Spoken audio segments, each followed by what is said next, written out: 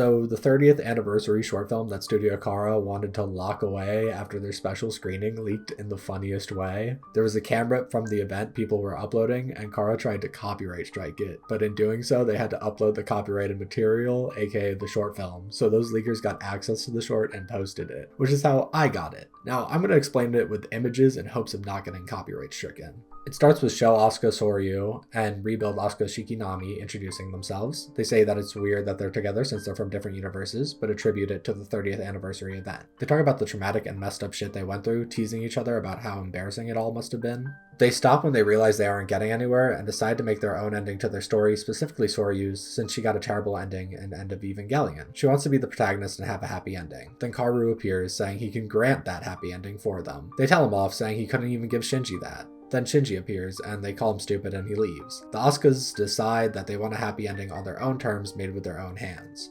They decide to do what Shinji does, sleep, open their eyes, and the plot changes. Soryu will keep doing that until she gets the timeline she wants.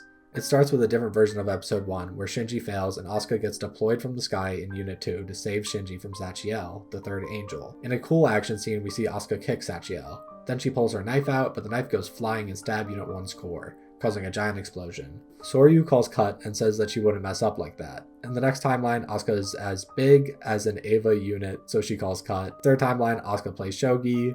Fourth timeline, Asuka goes on a date with Shinji. It goes well until Asuka knocks Shinji off a cliff for making her blush. But Soryu wants to go to the next timeline because she's embarrassed. Then we get a timeline where Asuka's on the moon like Kaoru, but it cuts when Soryu says it's too weird. Next timeline is where Soryu is in the near third impact from Rebuild 2.22, but this time she kicks Shinji while he saves her. Next timeline is a bunch of Asukas. This is where they reference episode 22 and Asuka wanting to be seen as a grown-up. So then they go to a timeline where Asuka is super sexualized.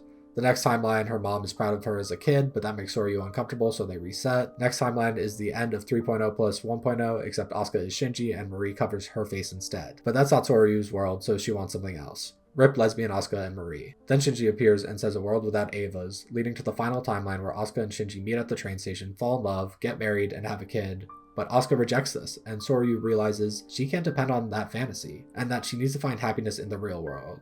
Which, wow, that's like the whole point of Evangelion told over again. Then we get all the Eva pilots and some of the students from the show playing Kamshuser Todd from End of Eva, but that gets interrupted by Shikinami singing, and Soryu saying that she'll keep fighting and find happiness in a future after she protects everyone. That's why she's an Eva pilot. That's the ending.